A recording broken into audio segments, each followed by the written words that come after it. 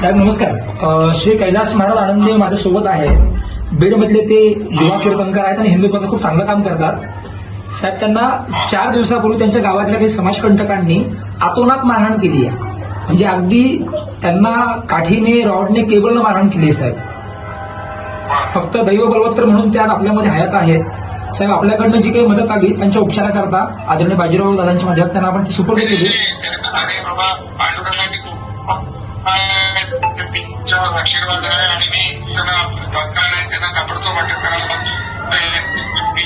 पद्धतीने हे झालेलं आहे ते बिलकुल कोणी असले त्याला सोडणार नाही. बिलकुल त्यांना कडक कारवाई करायला.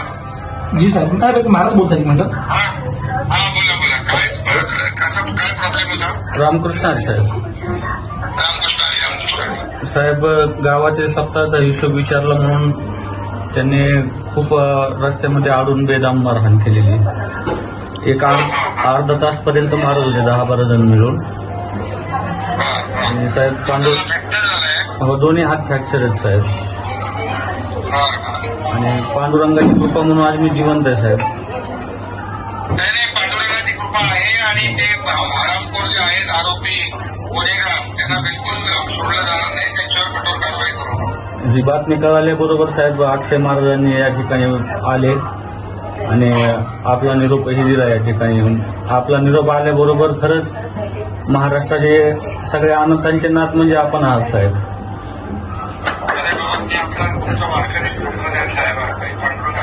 हो साहेब. म्हणून आणि वारकऱ्यांवर संतांवर महाराष्ट्रामध्ये कुठेही काही अन्याय होता कामा नये. सरकारचा आम्ही आहोत सगळे आणि सरकार तुमच्या बरोबर आहे. जे काही मदत लागेल ती सगळी आपल्याला होईल. जी साहेब. एकच विनंती आहे की आता हा एका वारकऱ्यावर हल्ला झाला परंतु इथून पुढे तरी कोणा वारकऱ्यावरती असा हल्ला होऊ नये साहेब. नाही बिलकुल त्यांना जरा बसवा. एकदम कठोर कारवाई करू त्याच्यावर. साहेब या ठिकाणी साहेब जिल्ह्यातले सगळे कीर्तनकार या ठिकाणी आलेत साहेब. सगळ्यांची उपस्थिती रामकृष्ण आणि काळजी करू नका. त्याचा बंदोबस्त करू आपण. जी साहेब. जी साहेब. ओके. जी साहेब. साहेब आता आपल्याकडनं फक्त माहिती करता आपल्याकडनं साहेब हॉस्पिटलचं जे काय सगळं त्यांची व्यवस्था होती ती आपल्याकडनं जी दिली होती साहेब आपण सुपूर्द केली. आपण बाजीराव दादांनी ती मदत केली होती. त्यांना सांगितलं सगळी मदत करायची. हो जी साहेब. जी साहेब चालेल. वारकरी संप्रदायातलं एक मोठं नाव करून घेतलं म्हणजे कैलास महाराज आनंदे.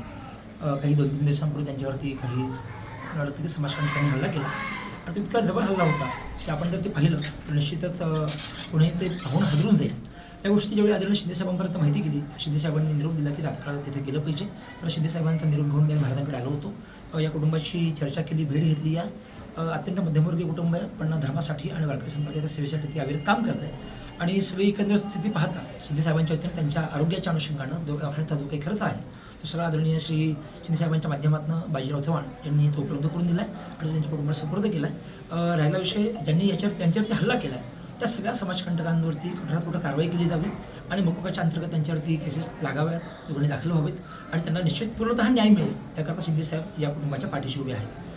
वाक्य होतं असं की साधू संतांच्या केसाला धक्का लागणार नाही हे आमचं ब्रीद आहे आणि त्या अनुषंगानं महाराजांवरती जो काही हल्ला झाला आहे त्यांनी कोणी हा अमानुष हल्ला केला आहे त्या प्रत्येकाला कायद्याच्या चौकटीत राहून कठोर शिक्षा होईल असं साहेबांनी आश्वासन दिलं. आणि मला खात्री आहे की शिंदेसाहेब जे बोलतात ते करतात. त्यामुळे वारकरी संप्रदायामध्ये एक भीतीचं वातावरण जे होतं की कीर्तनकारांवरती जे हल्ले होत आहेत कुठेतरी याला ताप बसेल आणि वारकरी कीर्तनकार किंवा हे साधू संत आहेत ते निर्भयपणे महाराष्ट्रात काम करू शकतात.